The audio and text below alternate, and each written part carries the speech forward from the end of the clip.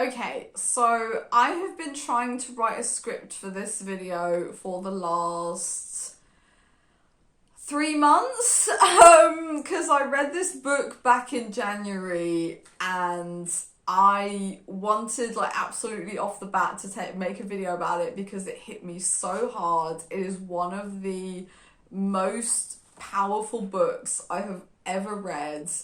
But I kept, like, sitting down and, like, looking at my video schedule and thinking, okay, I need to write a script for this, and then starting to write a script for this and just failing because the emotions. This is the book. This is the book that I read. Okay. It's a second grade YA novel. Like, this is a book for 12-year-olds. And I don't know what it is about children's books and children's stories that just are so hard-hitting. Like, how do you get away with it? I don't know. Like, I read books about people getting their limbs chopped off and then them having to eat them, and it doesn't affect me. But when it's children's books, for some reason it just hits completely differently. So this is A Monster Calls by Patrick Ness. So I have like other Patrick Ness novels that I've been meaning to read, but like I have such a TBR mountain. This is my TBR list, my TBR mountain for this year, and I haven't even got a third of the way through it. So anyway, I picked up this book from a local thrift store, and I'd heard about it. It was made into a movie, and like a lot of positive things about this book. It's won awards. Yeah, so I was like, okay, you know what? I'm going to take this home with me. I'm going to read it, and I one-shot it because it's only like, 200 pages long. It's not even that, I think. It's like 100. No, it's 200 pages long, and a lot of that is illustrations. Like I said, it's a children's book. So this book tells the story of Connor, who is 13 years old and whose mum suffers from cancer. And Connor is just like the exemplary child. He helps his mum in every single way he can, but he's being given a hard time at secondary school. He's being bullied, and his best friend isn't talking to him anymore. It's all getting a bit complicated, and he's like, he has to balance this life of him like living with his mother, who's a single mum, and his dad's gone to live in the USA. Like, he lives in the UK. His dad left the family, met someone else, went to live with them in the USA. So he doesn't have his dad. He lives alone with his mum, and he's getting bullied at school. And his grandma comes to live with them to kind of help out with household stuff, and he really doesn't like his grandma. She's the kind of, pinch your cheek so hard until you cry to say hello type of grandma. Nobody likes those. Like, if you are a grandma and you do that, please don't. It's horrible, and your grandchildren hate you for it. Don't do that. So this is what Connor has to deal with, and at night he is visited by a monster who is a giant tree, who is ageless. Like, this monster has been around forever. He's like a giant elder tree, and he comes to see Connor, and Connor is absolutely not afraid of this monster. And this monster always comes at the same time. He comes at 7 minutes past midnight, and he's like, I'm going to tell you 3 stories, and I'm going to come 4 times, and I'm going to tell you 3 stories, and on the 4th night, you are going to have to tell me a story. It's unbelievable. So the monster comes to see Connor, and he always tells him a story. And what's really special about these stories is they're not like fairy tales. They're not like stories of, oh, here's good versus evil. The monster, I'm not going to like spoil everything, because honestly, read this book. It's brilliant. Like, it is so brilliant. So the monster comes to see Connor and tells him stories, and they're always stories that are not, like, there's no, like, clear good or evil. There's no kind of clear, here's good consciousness over bad consciousness, or righteousness over wrong, or whatever, like black over white, like white over black, or whatever it is you want to say. He comes to see Connor and he tells him a story just about humans and how complicated they are, about how they are not black and white, about how they are not good versus evil, about how they are just human, and the complicated nature of what it represents to be human, and the contradictory essence, I guess, that lives in all of us. And just that on its own is so hard hitting, because we are just so surrounded, especially right now, with here is how you are supposed to be, and here is how you are supposed to live, and this is good and this is wrong, and blah and blah, and you get ostracized if you do this, and you get cancelled if you do this, but you get hailed as a hero if you do this. Like, human beings are not like that. And it's frustrating to live in a world right now where this is how we are supposed to be. Like, we are supposed to be over perfect. We're not. We're human beings. We're all messed up. Like, there's some controversy going on right now, again, about a YouTuber that I follow, and it does, like, just frustrate me to see this. It's like, yeah, this is a fucking human being. They are not perfect. They messed up. Because guess what? We all do. We all mess up, and we've all done bad things, and we've all hurt people, and we've all been hurt by other people who thought they were doing the right thing. That's just what it is to be human. And it's just so refreshing to read a book that acknowledges this, and I don't know why it has to be a book for 12-year-olds, but that's the way it is. And what's also so interesting about this is that Connor listens to these stories, and as a kid, he doesn't necessarily understand them. He doesn't necessarily get why the monster is telling them, but he kind of draws his own conclusions. And, like, there's a different conclusions that can be drawn from these stories as well. It's, like I said, it's not like straight good versus evil. It's like, it's way more complicated than that. And in the end, Connor has to go and tell his own story to the monster, and the reason the monster wants him to do this is so he can heal. And this is hard for me because my dad died of cancer, so I've already done the Hollywood Vampires video, and so the Hollywood Vampires show that I went to see brought out a lot of emotions in me, and a lot of memories, and a lot of things that kind of said, you need to do this video, you need to talk about this book, and to talk about what happened. So my dad passed away of cancer, and I kind of had to go through the same thing that Connor went through. And the interesting thing is, my dad also had cancer. Like, this isn't the first time my dad had cancer. He also had cancer the first time when I was the same age as Connor, when I was 13, when I was at secondary school, middle school, whatever you want to call it. And so I kind of went through exactly the same thing that Connor did. And it's interesting because we find out that, like, the reason he's getting bullied by this, like, his main bully is because this bully says at one point, like, oh, you think you're so much better than us because, oh, your mother's dying and you're so righteous and you think you're so kind and good. And that's really interesting because there's something that doesn't come up a lot in literature or just everyday life. It's like there are people out there who react very negatively to good people or kind people. Like, they react really negatively to kindness. And I'm not going to go into this too deep because it's complicated, but that's just a thing that, like, you will get hated and you will get bullied because you try to be kind and because you try to be good. And it's seen as oh, you think you're better than everybody else who don't behave like this, or who to some extent believe they are not capable of behaving like this. Psychology, as I said, is complicated.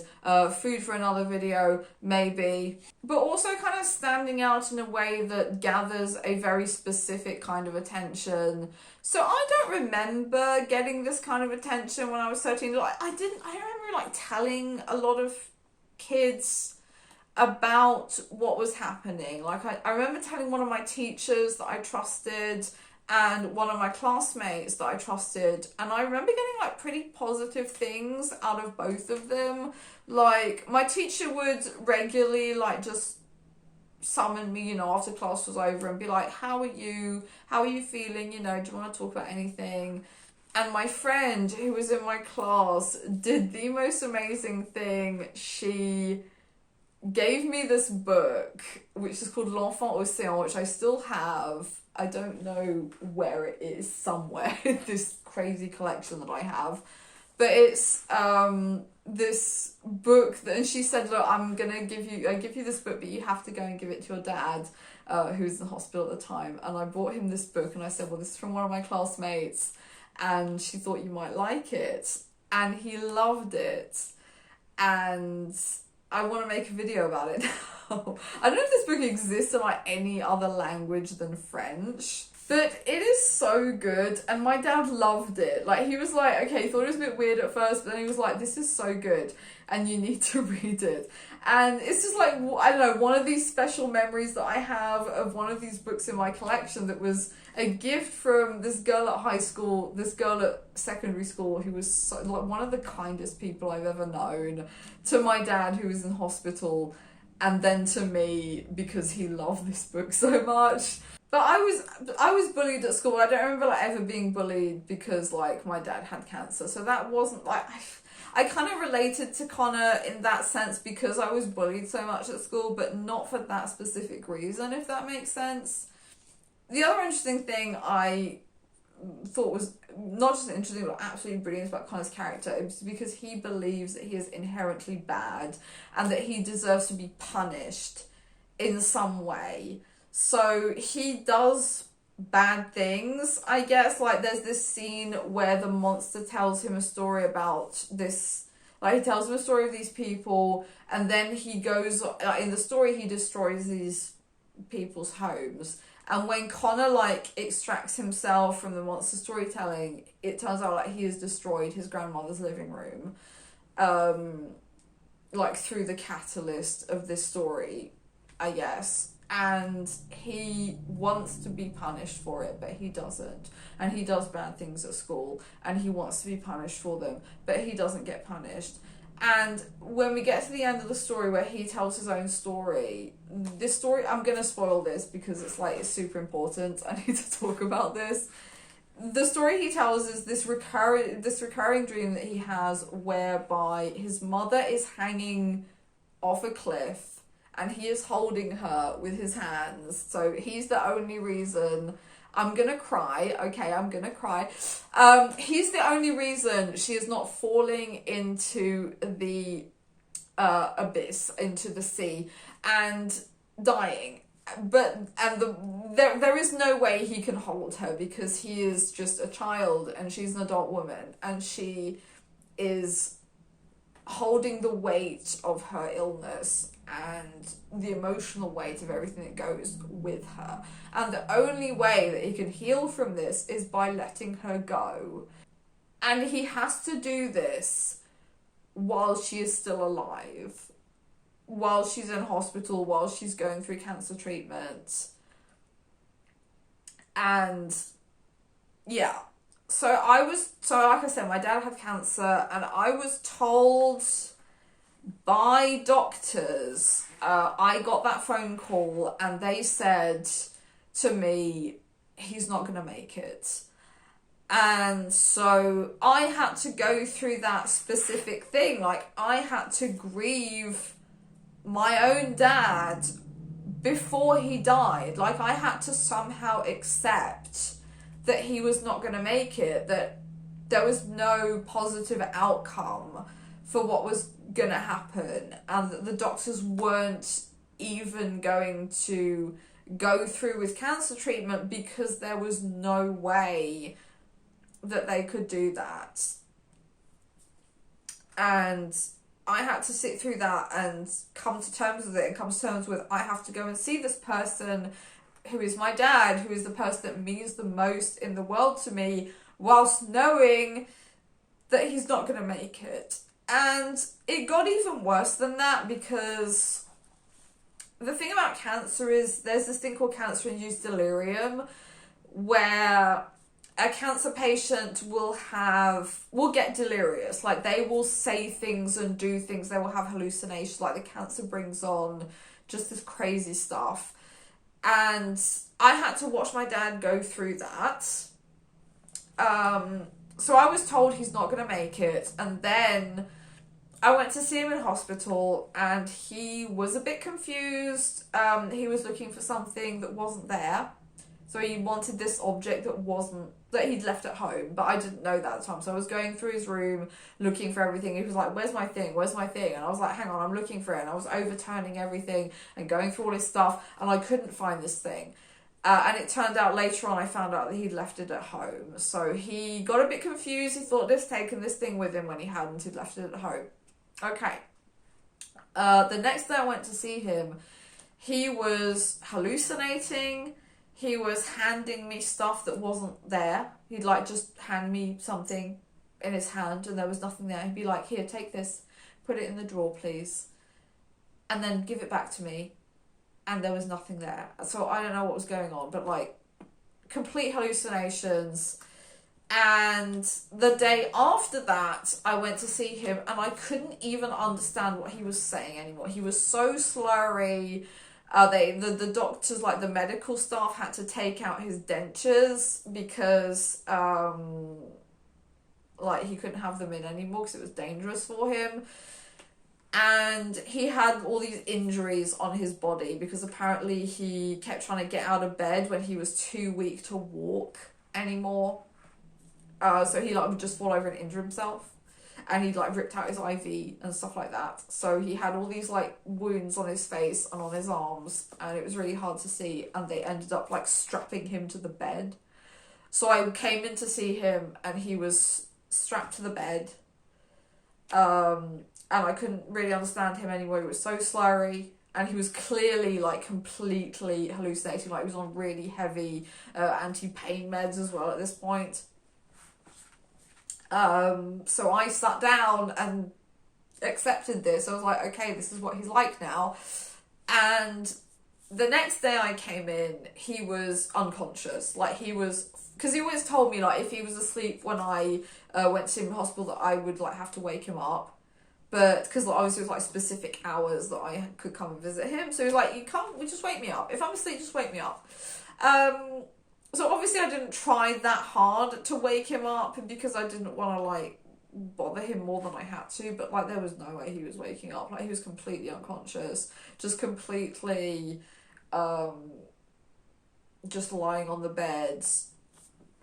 There was no way I was waking him up. And one of the nurses came in and she was like, it was obviously like she felt really bad and she was like, there's nothing we can do. Like she really regretted there was nothing she could do. And so like I said, I knew at this point that he was not going to make it, that they couldn't treat him, that there was nothing anyone could do. But the worst thing happened next was that the next day after the day where he was completely unconscious and there was no way I could wake him up, I went to visit him. Because like the thing was, I'd kind of accepted at this point that this is what he's like he was progressively losing his mental faculties, and this is unfortunately normal for someone who has terminal cancer. And you know, I went through that grieving process while he was still there, and I'd been like, okay, this is what he's like now, this is what's happening, you know, we're going down that road and it's gonna be the end. Okay, but then I went in the next day and he was back to normal. Like, it had been a week at this point, and where he'd been like progressively getting like more and more delirious. And then this day I went in and he was completely back to his normal self, and he was sitting upright in his bed. And I walked in and was like, oh, hi, how are you? And I was really shocked. I was like, oh, okay. I wasn't expecting this. And he was just talking, he was just absolutely back to his normal self. Like, he was talking about science, about philosophy, about literature, about all the stuff that he would talk to me about, because he was like reading books, like these book series that I brought in for him. He's like, I'm really bored, I've got nothing to do in the hospital, it's like smack bang in the middle of COVID, so like it was like he had to be on his own in his room wearing a mask, and there was no visits, no nothing, and I was allowed to visit him like under really special circumstances, but I was like the only person who was allowed to visit him. Like, his friends couldn't visit him, nobody else could visit him, it was just me, and I was like his sole contact with the outside world. So I would like fuel him with steampunk novels, which is what he was living for. So I was bringing him the Mortal Instruments series, I was bringing him the Cherie Priest steampunk series, I was bringing him Everfair by Nissi Shaw and Michelle Paver that he really loved. But like, I'd stopped doing that because he'd like, because I said he was delirious and he was like going, and he was like, oh, you said you'd bring like the fourth book in Cherie Priest series, where is it? So, and I'd already bought it, but I'd like left it there, but I hadn't given to him because obviously I couldn't, and so I brought it out. I was like, here it is.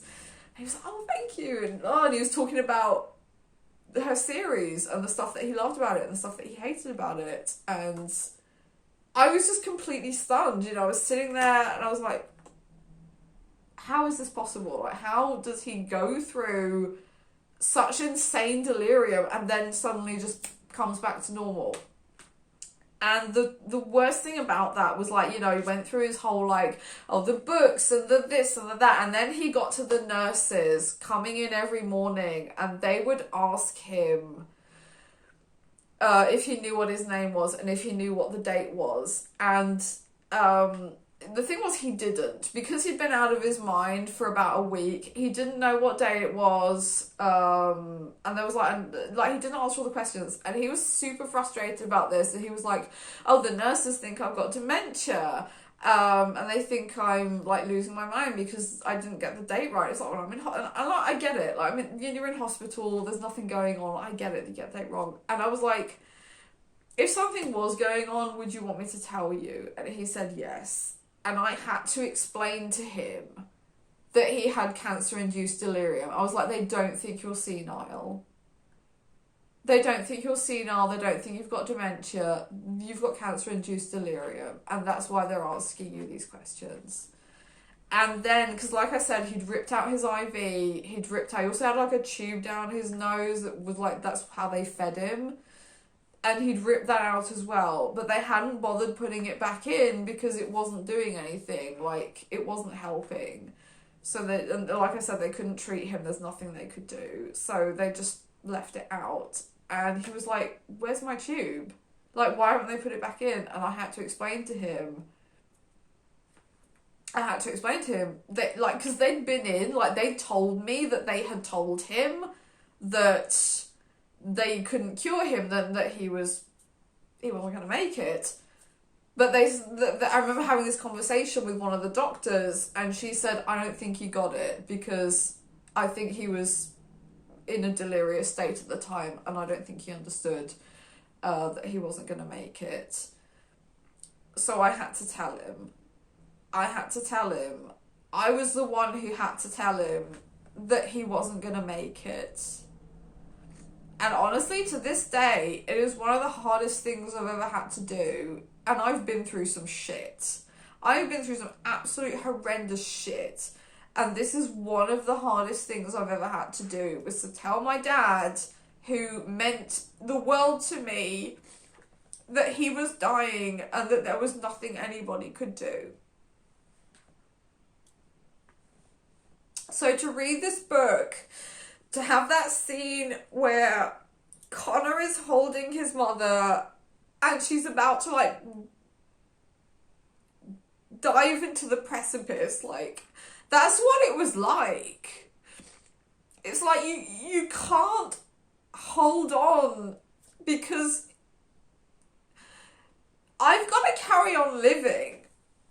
Even though my dad, who taught me everything, who made me into what I am today, who inspired all of this, all the music, all the books, all the movies, all the everything that taught me how to appreciate movies and literature and how to be a critic and how to do what I do now.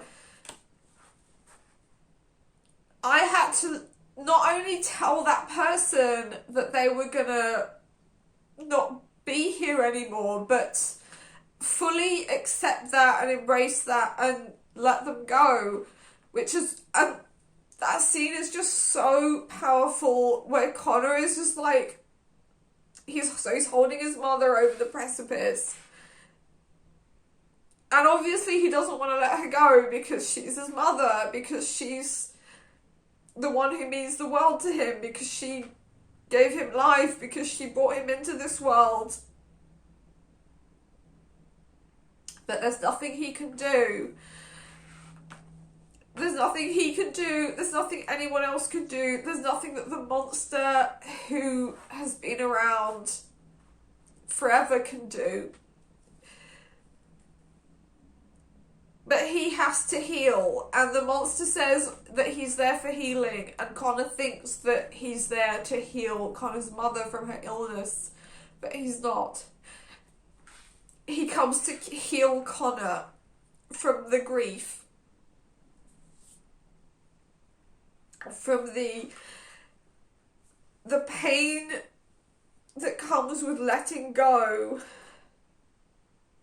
of everything that his mother is and what she means to him.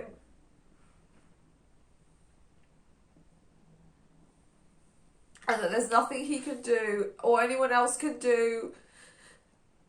And the only thing he can do in order to move forward is to let her go.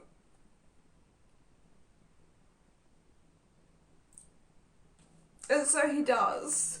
And it's not just true for grief. Like, grief is a form of trauma. And as somebody who knows a lot about trauma, about PTSD, about CPTSD, this is how you heal from it. And it might seem evil, it might seem harsh, but it's by letting go of the past, by acknowledging that I have been through this thing, and when it comes to grief, this is the price that we pay for love. Like, this is the price we pay. Like, I've talked about this before in the Diabolic series by S.J. Kincaid, which I think is a very good series when it comes to, you know, explaining how to deal with grief. Like, I really recommend this series. It doesn't go, it goes places, like it goes to dark places, but it doesn't go quite as far as this book does. And like I said, I don't know what it is about children's books. It's always children's books. Like, here's the thing. I've been following a fellow booktuber called Pax Panic, who also recently passed away from cancer, which is also devastating. But the thing was, she passed away, but she still had videos yet to be released, and her partner has been releasing those videos, and one of them was about specifically this, was about like how children's books are so hard-hitting with their like emotional content, and I'll link it in the description if you want to go and see it. But it's, I don't know what it is about children's books. It's always children's books. But despite this, dealing with grief is something that I feel like the modern world is just so ill-equipped to deal with. Because, like, you know, obviously, like, I'm a goth, I'm a metalhead, so I'm a person who, like, acknowledges that death is a part of life, that we all go through this, and I thought of myself as somebody who was very death positive. But even with that said, I previously knew people who'd lost their dads, and I was like, how do you do this? Because like my dad is like the only family member that was close to me. Like I have a family, but they don't even live in the same country as me. I never see them. I virtually never hear from them. And so my dad was like, I saw my dad every day. I would go and see him almost every day, and I would sit down with him and share all this stuff with him. And I was like, how do you do that how am I going to do that when he's not around? And it is really hard. Like, even today, like I said, with Hollywood Vampires, like, hearing the whole tribute thing with the song Baba O'Reilly and how much it meant to my dad, and that it's stuff like that really gets me, you know. It's stuff like hearing songs. Like I remember when I first heard the song Diggy Diggy Hole by Windrose, I was like, my dad would have really loved this. He would have really liked it. And I would always do that, you know, and I would find stuff that I thought he would like, be they songs or movies or books or whatever, you know. I would just run to him and be like, oh, you should read this, or you should listen to this song, and we would sit down and listen to it together. And I think Diggy Diggy Hole was the first one that I found after he passed away. I can't remember when it was, but I think it was quite soon after he passed away, where I was like, I wanted to share it with him so bad. I really wanted to share it with him because I really wanted to like run to his home and sit down with him in front of his computer and be like, go on YouTube and type in the name of the song and the name of the bands and be like, just let's listen to this and you're gonna really like it. And the fact that I couldn't do that, like, that's the thing that really gets me. That was what really got me about him not being there anymore. I'm gonna see Windrose live in Paris in October, by the way, so yeah, and those are the things that really get me, that I have nobody now that I can share this stuff with. It's like, it's just me, and I guess my dad kind of lives somewhere in my head where it's like, oh, I think that had he heard this song, he would have said this. I don't know how to explain it. It's just like, yeah. So I did survive. I did survive losing my dad, and I dealt with it, I think, as best as I could have, you know. I had to organise everything because I was on my own. I had to organise the funeral and the songs that were going to be played, including Baba O'Reilly, and I had to organise everything and deal with everything on my own. And I guess it's also a token to me, like, being capable of doing things. I'm capable of living without the person who meant that much to me. I guess it's kind of hard to kind of think that these people who mean so much to us and who basically built us into the human beings that we are, we are capable of living without them. But I think that the fact that they brought us the tools and the strength to be able to live without them, that they built us into these strong, capable human beings that we can go on even when they're no longer there, is a token to all the stuff that they've brought to us. So yeah, and that's why we have to let them go. And as I said, it's the same thing with trauma, you know, all of this shit, all of the horrible things that have been done. And this stuff, like, still lives in my brain. I still kind of think of it every day, all the horrendous stuff that's been done to me by horrible people but I'm still here. I'm still gonna live on. You know, nothing has been that bad that it's actually ended me, even though it could have done. And I have to put it all behind me, and we all have to do that. We all have to put the horrible, horrible shit that we live through behind us and move on and create positive things.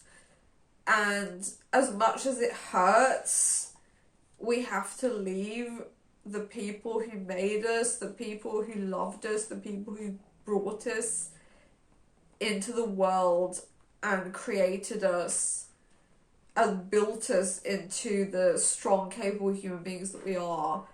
There always comes a moment where we have to leave them behind. And that is the price that we pay for love.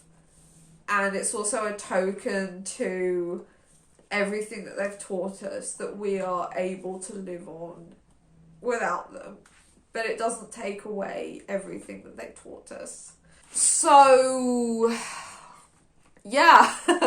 So I one-shot this book. I thought it was so great. I also didn't talk about the illustrations, but the illustrations are so dark and so beautiful. Like, everything in this book is so beautifully illustrated, and it's so creepy and dark, but also so beautiful. And like, again, as a goth who kind of finds beauty in dark things, this has got me written all over it. Like this, like when I've said this before, that like there are sometimes you read books, you watch movies or hear songs, and you kind of feel that they've just been written for you, for your specific experience of life and your specific outlook on the world.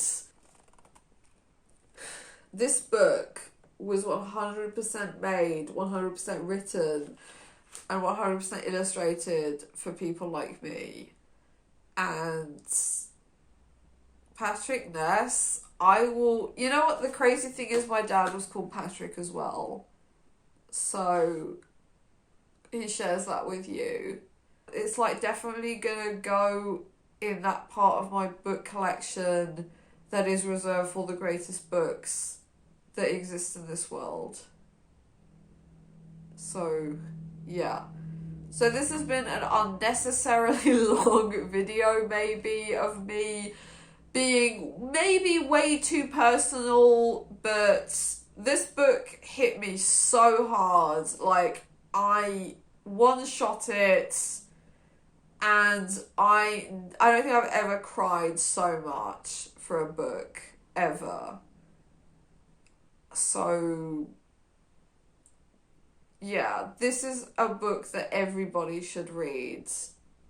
And weirdly, I don't think that had I read this as a 12-year-old, I would have understood it. I think I probably would have hated Connor for being such a self-absorbed prick. But, like, looking back on it as an adult who's capable of understanding these emotions and who's lived through this, it takes a certain amount of life experience, I think, to understand this type of literature. So, yeah. A Monster Calls by Patrick Ness is honestly one of the best books I've ever read anywhere ever. And I have just cried all my makeup down my face, and I probably look like an oil painting. Like when they say people look like an oil painting, well, I probably do right now. Yeah. So thank you so much for watching this video. Congratulations if you made it this far. Participating and observing what has essentially been a mental breakdown for me. Yeah, please don't hesitate to comment, like, and subscribe. It really means a lot to me. It helps me out a lot. I will come back with another video that is hopefully less hard-hitting than this one. Thank you all so much for watching, and I'll see you all next time.